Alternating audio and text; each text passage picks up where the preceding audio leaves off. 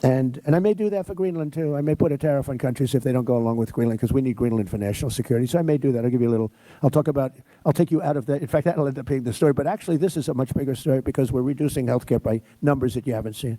So I spoke to the top. Greenland needs to be viewed as our ally, not as an asset. A bipartisan delegation of U.S. lawmakers met the leaders of Denmark and Greenland in Copenhagen on Friday, following threats from President Donald Trump to take over Greenland.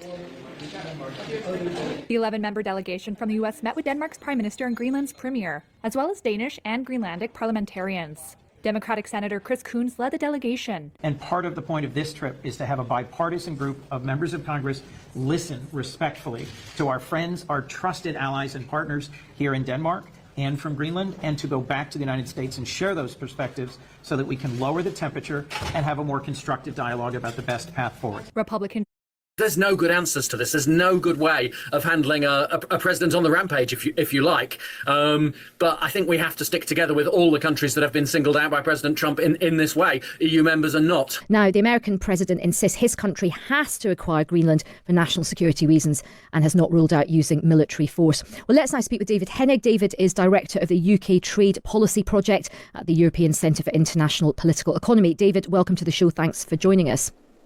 Good evening. So look, what do you think are the impact of these tariffs going to be on these countries? Well, if these tariffs come into force, and this is President Trump, he could easily backtrack on them. But if they come into force, 10% would be quite a blow to export industries like pharmaceuticals, cars, whiskey. 25%, which is the threat from April, that would really hit hard on quite a lot of European, UK exports. But it's not just about the tariffs. This is also about the uncertainty. Any hopes that we might have a calmer 2026, that businesses could start planning again because we've done some trade deals with Trump. He's just upended those in one go and said, actually, don't get used to whatever you've got. I'm changing it all again. So, look, we have had a situation with Donald Trump where he's announced tariffs and then leaders have gone to see him. They've bent the knee. They've been able to get some kind of deal. In fact, Keir Starmer felt that was one of his great sort of success stories. Do you think that tactic will be available here, or do you think Trump is really using Greenland as leverage? I actually think he's serious about wanting Greenland. This is incredibly difficult for European governments to handle. There's a lot of folk who are saying we need to retaliate here and now. I'm not sure that Europe has the strength to do that, if I'm being bluntly honest. So I suspect there will be a lot of meetings going on, a lot of discussions going on with anybody that UK leaders, European leaders can find in Washington, who they can have a serious conversation with, trying to put the pressure on, trying to find ways to get Trump to backtrack or put this on pause, just keep anything to keep this basically at some distance from actually being implemented. But at this stage, and it's not just about the trade, obviously, this is the entire EU, European, US relationship. At the moment, the winners from this would appear to be China and all the other Asian economies who would be sending the message, we won't be putting these tariffs on, do business with us. Oh, that's really interesting. And look, we'll come to that. Miss Anna, here's your £24 tablet. How amazing! Mr. Gilmar, here's your £24. We start with breaking news tonight. Donald Trump says that world peace is at stake over Greenland. He says that China and Russia both want the territory and there was nothing that Denmark can do about it, accusing them of having 2 dog sleds as protection. He went on to say that the UK, along with other European nations, including France and Germany, had journeyed to Greenland for purposes unknown, accusing them of playing a dangerous game. Well, writing on his social media platform, the US president said, therefore, it is imperative that in order to protect global peace and security, strong measures be taken so that this potentially perilous situation ends quickly and without question. Starting on February the 1st, 2026, all of the above-mentioned countries, Denmark, Norway, Sweden, France, Germany, the United Kingdom, the Netherlands and Finland, will be charged a 10% tariff on any and all goods sent to the United States of America. Donald Trump has just announced that all goods entering the US from the UK will be charged a 10% tariff, later increasing to 25% unless a deal is struck for America to buy Greenland.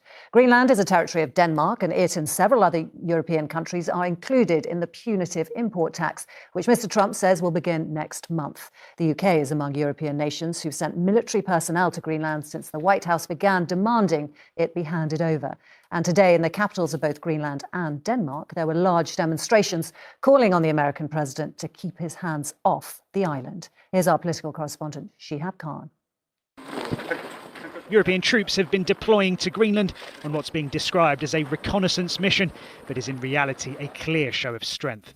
But as those forces arrive, Donald Trump has doubled down on his controversial claim over the semi-autonomous territory of Denmark. In the last hour, the US president has gone further, announcing a 10% tariff on countries, including the UK, that he says has shown support for Greenland. Posting on Truth Social, he said, "We have subsidised Denmark and all of the countries of the European Union and others for many years.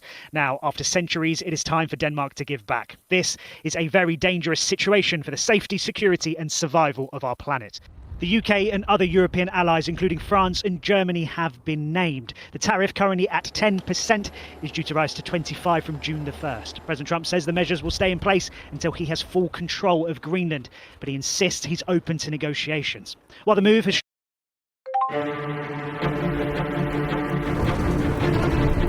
scrambling together.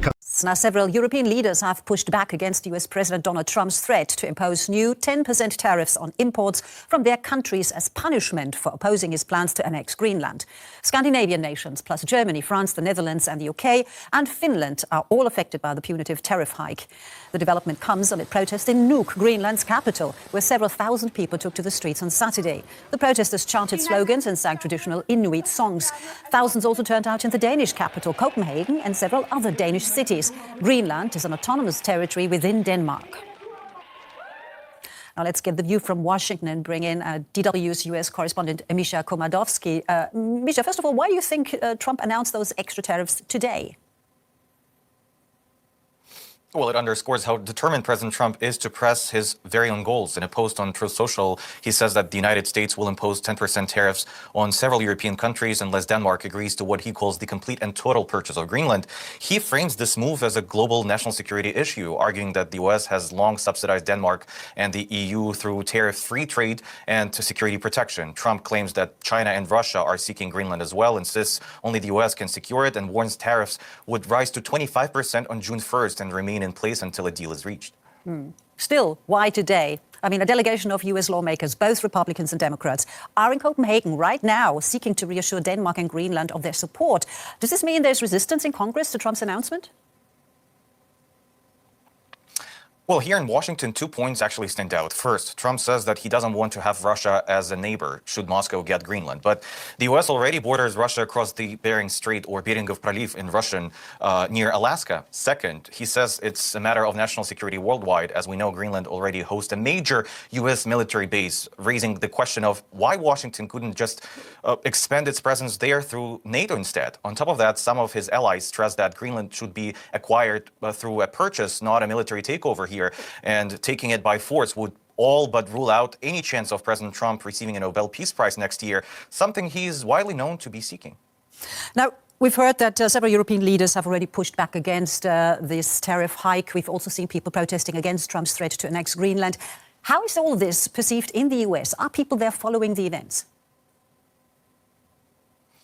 Yes, they do. And frankly, most Americans are focused on domestic issues, and Greenland simply doesn't register as a day-to-day immediate concern. We don't see those huge protests like in Nuuk or Copenhagen, even though it is strategically very important. Another question is how President Trump continues engaging with European leaders after the firm response from President Macron. What we're likely seeing here is leverage, not a rupture.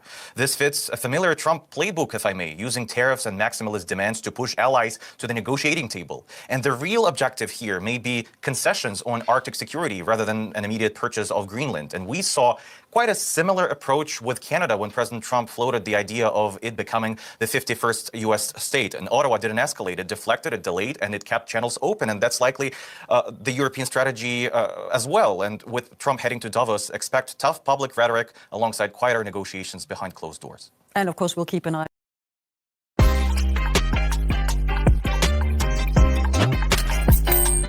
If you're a UK homeowner and your current windows and doors are older than 5 years old, like this and this, then you could be eligible for funding worth literally thousands. Not only U.S. President Donald Trump says he's imposing tariffs on his European allies over their opposition to his bid to take over Greenland. 8 countries will face a 10% levy in 2 weeks. All right, we have Rory Challen standing by for us in Greenland's capital, Nuuk. But first, let's speak live to Mike Hanna, who's standing by in Washington, D.C. Mike, we first heard just around 24 hours ago, I believe, that Donald Trump planned to impose tariffs on certain countries who objected to his plans for Greenland. Now we're getting more details. What else have you learned? Well, indeed, yes, the president has just posted a message on his social media naming the countries against whom he is going to impose tariffs. They are Denmark, Norway, Sweden, France, Germany, Great Britain, Netherlands, and Finland. Now, these are all allies of the United States. President Trump says he's going to impose 10% tariffs on the February the 1st, and these will rise to 25% on June the 1st and will continue to rise until these countries agree to the U.S. taking control or buying Greenland. It's an unprecedented situation, the action against the U.S.'s traditional and long-standing allies. In his social media, President Trump blows this very large indeed. He says the national security of the United States and the world at large is at stake. This is a very dangerous situation for the safety, security, and survival of our planet, all those S words with a capital letter. So President Trump clearly taking this very seriously, imposing tariffs against the U.S.'s oldest and closest allies. This is an unprecedented step for a U.S. president to take against its allies and NATO partners. All right, Mike, we'll leave it there for now. That's Al Jazeera's Mike Hanna live for us in Washington, D.C. with all the latest. Thanks so much. Let's cross now back to Rory Challen, who's in Greenland's capital, Nuuk. Rory, it was just in the last couple of hours I saw you walking along with demonstrators who were opposed to Donald Trump's plans for Greenland. Are you hearing any reaction thus far to what Trump has now threatened? Well, the demonstrators have all gone home, but they will be receiving this news when they get back to their flats, their houses, their places of work, wherever they have gone off to. And this will be very worrying news indeed. If there is any silver lining to this thunderous-looking cloud, and it's a very faint silver lining indeed, it's that Donald Trump doesn't seem to be using any kind of threats of military force at the moment. He's talking about a complete and total purchase of Greenland. But that, I think, matters little at the moment, considering how extraordinary this development is. What seems to be particularly crazy about this in these topsy-turvy times is that Donald Trump seems to have become angry at NATO countries sending NATO military personnel to another NATO country, of which the United States is, of course, a member too of that defense organization. This is an entirely sort of internal NATO spat, and that's what's going to be most worrying for European countries and Denmark particularly, and Greenlanders as well. Greenlanders have been very unnerved by all of the attention that Donald Trump has been putting on this vast country with its tiny population. They know that there is nothing that they could do if Donald Trump really did want to send in the troops. Denmark knows there is nothing really that they could do if Donald Trump really wants to send in the troops. What they have been trying to do over the last weeks is to reassure him that they can take Arctic security seriously. He has repeatedly criticised Denmark for only having 2 dog sleds in the Arctic in Greenland, recently bolstered, as he said, by 1 more dog sled. Now, I mean, that isn't true. There is much more capability within Denmark's military forces up here, and in recent days that has been bolstered still by European countries sending in plane loads, handfuls admittedly, but still military personnel who have been taking part in Operation Arctic Endurance and trying to show Donald Trump that Arctic security is on their priority list as well. But clearly